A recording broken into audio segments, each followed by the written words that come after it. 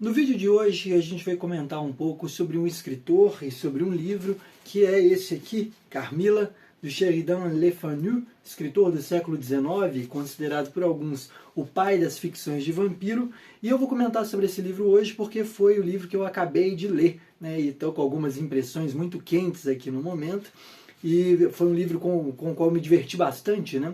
Eu venho numa série, como as pessoas que acompanham aqui no canal sabem que eu estou numa série de leituras filosóficas e muitas vezes de textos teóricos que para mim estão sendo bem difíceis, né? Textos em língua inglesa, em língua francesa e com discussões sobre literatura que são bem aprofundadas. Então colocar um livro como Carmilla no meio dessa lista, né? Encontrar um espacinho para encaixar essa literatura do Sheridan Le Fanu foi muito bom. Então, é isso que eu vou fazer nesse vídeo de hoje.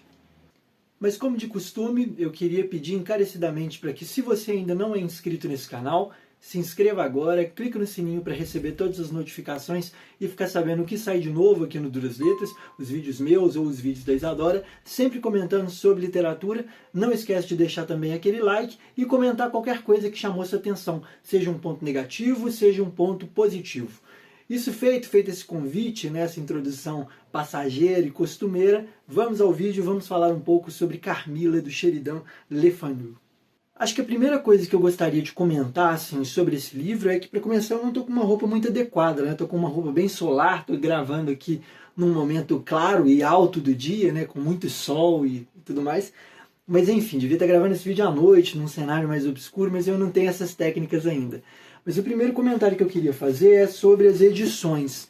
A Isadora, ela comprou esse livro da Carmilla, né, do Sheridan Le Fanu, há um tempo atrás. Ela comprou essa ediçãozinha aqui da editora Via Letras, né, esse livrinho aqui, que é um livrinho excelente, assim, a edição é muito boa, porque não só a diagramação e o papel são muito bons, né, muito adequados assim, para a leitura, mas é bem fina, então a gente tem aquela sensação de que a leitura está rendendo e está avançando muito rápido. Inclusive, gente, o Carmilla é um livro que você pode ler numa sentada, assim. Você pega um dia, senta e lê o livro completo, com certeza. Porque ele é de muito fácil leitura e é uma história bem dinâmica, que envolve a gente rápido demais. Então, beleza, né? Mas como eu dizia, a primeira edição é essa aqui, do Sheridan Le Fanu, é esse da Via Letras, publicado pela editora Via Letras, que a Isadora comprou quando estava fazendo a pesquisa dela de mestrado, que foi sobre a escritora inglesa Angela Carter. A Angela Carter, para quem não conhece, uma escritora, como eu disse, inglesa, né, da Inglaterra, e que vai produzir uma literatura em diálogo direto com contos de fada e gótico, né? Gótico e horror, na verdade, pegando essas duas chaves. Entre as tradições que ela invoca, que ela convoca para a sua literatura, ela vai chamar justamente a dos vampiros. E Carmilla vai ser uma referência muito importante para ela, principalmente para a composição de uma das suas personagens, que é de um conto muito famoso, Senhora da Casa do Amor, conto lindíssimo e tal, mas também para a personagem Vampirella, que é de um radiodrama que ela criou ali na década de 50, 60, se não me engano, se não falha a memória, e que também toca nessa tradição vampírica e do vampiro no jogo amoroso, né, que é algo importantíssimo aqui para a construção do Carmilla. Só para não deixar a coisa muito no ar, né, como vocês sabem que eu gosto aqui da materialidade dos textos, os trabalhos da Angela Carter, que estão dialogando com essa tradição vampírica, estão aqui nesse livro grandão, nesse calhamaço, infelizmente não publicado em português, que é o Collected Dramatic Works, né? Os trabalhos dramáticos, dramatúrgicos, de teatro, escritos pela escritora Angela Carter. E também, né, o conto A Senhora da Casa do Amor está nessa obra-prima do século XX aqui, que é A Câmara Sangrenta. Esse é o magnum opus da Angela Carter, né, a obra mais celebrada, mais consagrada e mais criticada também, e foi justamente o objeto, né, da dissertação de mestrado escrita pela Isadora. E um dos contos aqui, A Senhora da Casa do Amor, como eu disse, conta justamente a história de uma vampira num desenlace amoroso que se apaixona por um sujeito ali e se vê confrontada por esse amor. Ela tem que tomar uma decisão com relação a esse amor que é contraditória ou contrária à própria figura do vampiro, né? Isso leva a gente a algumas discussões muito interessantes que já estão colocadas lá no Sheridan Le Fanu. Com isso, eu quero dizer que se você quer uma leitura fácil, assim, né, de rápida e barata, né, você compra essa edição aqui da Via Letras, que é maravilhosa e funciona super bem. Agora, para os que querem colecionar, para os que gostam de trabalhos super refinados, super elaborados, etc., tem essa ediçãozinha aqui da Carmilla, que foi publicada pela editora Wish e Clepsydra, né, editoras muito famosas super envolvidas com o crowdfunding, né, o financiamento coletivo e digital.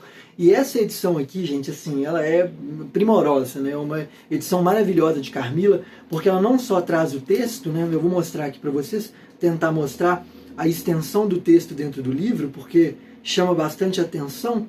Eu acho que eu não vou conseguir. Ah, vou sim, consegui. Então, basicamente, a história de Carmila é só essa finureza aqui, né? Basicamente esse aqui o texto estabelecido, o que lembra bastante a própria extensão, né, dessa outra edição aqui. Nossa, isso aqui tá difícil de mostrar. Mas enfim, o que esse livro tem também é, além de um outro conto, uma outra narrativa, né, curta do Sheridan Le Fanu, ele conta também com alguns textos críticos. E são textos críticos muito interessantes, porque eles fogem muito daquela linguagem acadêmica, né, do academiquez, famoso academiquez das letras, para apresentar a obra e apresentar algumas referências da Carmila dentro da cultura pop, no cinema principalmente. Então, né, essa edição da Clepsydra Wish é assim, incrível, é linda de ter na sua estante também, né, de colocá-la aí. Se você for muito fã de narrativas de vampiro, vale a pena ter essa edição em mãos. Agora vamos falar um pouquinho só sobre a trama, né, de Carmila. É uma trama extremamente simples, gente. O que acontece aqui é uma narradora em primeira pessoa que está relatando ali a sua experiência ou o seu caso, que é um caso médico. O que é inclusive muito comum na literatura do século XIX, né? Esse livro foi publicado em 1872, ou seja, antes do Drácula, de Bram Stoker, que está aqui em cima, né? Como pano de fundo desse vídeo.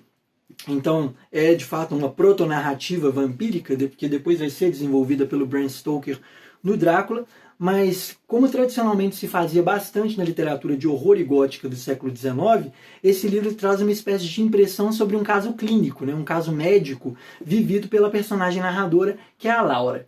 A Laura, ela vai contar ali que durante um momento da vida dela, em que ela estava se sentindo muito solitária, desamparada, melancólica, etc., que é vivendo com o pai num castelo, num schloss, né, que é a expressão usada aqui. Não sei muito bem, perdoem a pronúncia, não sei se essa é a pronúncia da palavra, mas vive num castelo, num tipo de castelo, e se sentindo muito solitária e isolada do mundo. De repente, um dia, depois de acontecer um acidente ali no pátio do castelo, aparece uma convidada inesperada, né? E essa convidada inesperada vai ser justamente a vampira Carmila. É curioso, né, assim, porque eu estou falando aqui a vampira Carmila, porque a gente chega nesse texto já sabendo disso. Ou seja, né, o livro do Sheridan Le Fanu, ele já é tão famoso, ele circula tanto no nosso imaginário, que a gente já toma meio que esse spoiler, né? A gente sabe que essa convidada que chega ao castelo, ao esclós da Laura, para conviver ali com ela, é justamente uma vampira, né? Então, assim, eu queria esconder isso de alguma forma nesse vídeo, mas é inevitável. Eu imagino que se você veio até aqui, você conhece, você tem familiaridade com a história dessa vampira Carmila. Mas o que acontece então é a chegada da Carmila nesse castelo e ela passa a conviver e viver um lance, né, um lance amoroso com essa protagonista Laura, protagonista narradora. E a Laura, como vivia nessa situação de muita solidão, desamparo e melancolia, ela acaba se apaixonando também, né, e projetando ali um amor enorme em direção a Carmila, que é uma vampira e uma vampira do mal. Nesse período aqui, a gente ainda não tinha passado pela Anne Rice, né, que escreveu A Entrevista com o Vampiro, que muda um pouco essa figuração do vampiro como um ser do mal, das trevas, contrário à igreja, etc. Né? Então, nesse momento aqui, o fato de ser uma vampira, no caso da Carmila, é uma perversão moral, é uma personagem totalmente equivocada, que a gente deve desconfiar dela, ela é muito intensa no seu amor, ela vai adoecendo a Laura aos poucos, enfim. Só que nós, leitores contemporâneos, a gente lê esse lance amoroso quase como um amor adolescente, né? São duas adolescentes se amando e por acaso, né, por infelicidade das duas, uma delas é uma vampira. Então é muito interessante perceber também como é que existe uma mudança enorme na recepção desse texto. Quando ele foi publicado, lá em 1872, eu imagino que isso comovia, que o pessoal devia achar uma barbaridade. Duas mulheres se relacionando amorosamente, duas mulheres lésbicas, etc. e tal. Né? E isso era colocado, uma delas é uma vampira, típico dos lésbicos, ser vampiro. Né? Devia existir essa confusão, né, que confunde aí o desenlace amoroso com a moralidade, né? E hoje em dia a gente não vê assim, né? A Carmila de alguma forma foi convertida numa espécie de heroína. Existem inclusive muitas releituras da personagem que colocam ela em campos positivos, né? ela inclusive aparece numa série de animes, se não me engano, que é o Fate, né? A série Fate traz essa personagem para dentro da sua narrativa, totalmente reconfigurada. Ainda como vilã, mas ainda assim, né, já numa paginação mais contemporânea. Obviamente, o desenlace amoroso, né, dessas duas personagens só poderia terminar com a morte de uma ou com a morte da outra. E isso eu não vou entregar para vocês, vocês que peguem o livro para ler e descubram. Tendo feito essa exposição breve aqui sobre a trama de Carmila, eu acho que a gente pode passar agora para aqueles detalhes que são estéticos e discussões que me chamaram mais atenção ao longo da leitura desse livro. Acho que a primeira coisa eu já até comentei aqui, que tem a ver com essa forma, né? Essa forma de um relato médico, um relato clínico, e que é engraçado porque nas duas edições, nesse caso, né, tanto na da Violetas quanto na Clepsydra Wish, tem algumas notas de rodapé chamando atenção para detalhes históricos, a relação com uma espécie de bibliografia, porque é interessante que o Sheridan Le Fanu, na hora de escrever, parece que ele pesquisou, né, ele montou um arcabouço histórico sobre os vampiros para poder compor a sua narrativa. Porque o que acontece esses relatos circulavam com muita força, e existiam inclusive tratados sobre vampiros, tratados sobre os revenants, né, os caminhadores, os mortos-vivos, vários tipos de mortos-vivos, entre eles os vampiros, os upirs, né? Enfim, e quando esse tipo de livro, esse tipo de narrativa que o Le Fanu solta, né, é publicado, a gente tem justamente um embaralhamento entre aquilo que seria ficção e o que seria realidade. O livro se insere na sociedade, né, e sai como uma espécie de relato verídico. Olha, isso aqui que eu estou falando é verdade. De fato, a Laura viveu um desenlace amoroso com um vampiro, e esse vampiro fez isso e fez aquilo e tal, matou um monte de pessoas de determinada região, o Sklos está lá. Enfim, é engraçado, né, como que no século XIX esse tipo de técnica, esse tipo de recurso era muito usado pelos escritores, né, pela literatura da época. Basta a gente pensar em outro exemplo, né, de escritor também do período, que é o Edgar Allan Poe, né, o célebre Edgar Allan Poe, um dos pais do gênero horror que a gente conhece hoje, né, com tanta consistência, força e tradição. Mas o Edgar Allan Poe também usa esse tipo de técnica. Aquele conto célebre dele, O Caso do Sr. Valdemar, imita, né, um relato clínico médico e que fica o tempo todo colocando a gente para se perguntar, peraí, será que realmente isso aconteceu? Será que não? Hoje, da nossa posição contemporânea, a gente desconfia em absoluto, fala, não, isso é ficção, isso é literatura, não tem nada a ver com a realidade. Mas no período em que os gêneros estão se construindo, esse embaralhamento é parte, inclusive, do poder das obras. Então, essas obras circulavam na sociedade com muita força por causa desse embaralhamento, né, desse imbróglio aí entre o que seria o fictício e o que seria o imaginário, o ficcional. Outro ponto que me chama bastante atenção, né, na leitura desse texto tem a ver também com a crítica, uma espécie de crítica velada às práticas de uma nobreza, né, a nobreza que estava já em derrocada absoluta, né, que já tinha acontecido a queda da nobreza, a ascensão da burguesia, etc. Né? E o Sheridan Le Fanu solta essa narrativa como se fosse uma espécie de ver a vida burguesa pela fechadura, né? Pelo buraco da fechadura. Então existe uma espécie de observação do que seriam as práticas e os pecados dessa vida nobre, né? Então a burguesia está olhando pela fechadura o que seria a vida da nobreza. E é uma vida cheia de pecados e de problemas, etc., em que mulheres se amam, enfim. Né? Isso seria um problema enorme para a época, né? Mas hoje em dia, claro que não. Mas isso é muito interessante, né, de colocar esse campo da prática cultural e de desvalorizar uma classe de forma a elevar a outra, né, colocando assim, olha, tá vendo como é que os nobres são terríveis? Bom mesmo é ser burguês, bom mesmo é viver nesse mundo moderno, etc e tal. Vai ser por isso também, né, que a tradição de vampiro vai ter um diálogo tão forte com essa coisa do vampiro social e do vampiro econômico, né? A riqueza ou a nobreza vista como esse sujeito, como essa classe que suga o sangue, né, que rouba a vitalidade dos que seriam mais frágeis, mais pobres e menos, né, mais, né, vamos dizer assim, em situações mais precárias. Né? Eles são vítimas mais fáceis dessa alta cúpula, que é a cúpula dos vampiros, né, os vampiros sociais e econômicos. Ainda assim, apesar de ter esse teor muito crítico, né, quanto à classe, o desenlace da narrativa é totalmente tranquilo e apaziguador. Né? São justamente os próprios nobres que conseguem dar conta do problema, ver o que fazer, para onde ir, quem consultar. Né? Então isso acaba sendo apaziguado no fim da narrativa do Sheridan Le Fanu. Agora, chamando a atenção para outro aspecto, né, outro ponto de destaque desse livro e da forma como o Le Fanu escreve, é a relação entre emoção e cenário. Assim, eu acho que sempre quando eu leio textos do século XIX, inclusive estou lendo, né, o Wuthering Heights, lá, o Morro dos Ventos Uivantes, da Emily Brontë, né, eu sempre fico muito impressionado com a capacidade desses escritores de relacionar justamente um sentimento que seria o sentimento interior da personagem, o desamparo e a melancolia, com aquilo que acontece fora, com o quarto vazio, o quarto grande demais, coisas demais nesse quarto que me dão a sensação de estar sufocada, né, etc. Né? Esse tipo de jogo, eu estou triste, chove, eu estou feliz, né, o céu abriu e foi possível caminhar na campina. Né?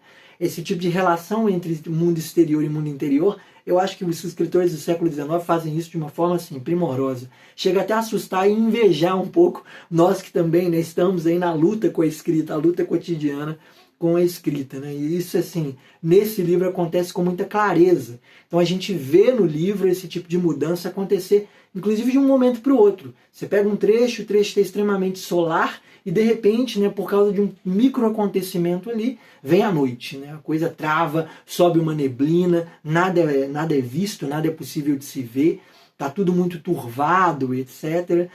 O sonho e a realidade começam a se misturar dentro da própria trama. Eu não sei mais se eu estava sonhando ou se eu estava sonâmbula, né, um pouco desperta, e aquilo de fato aconteceu. Enfim, conseguir fazer isso acontecer no texto, né, com o uso das palavras, é realmente assim, primoroso e muito interessante.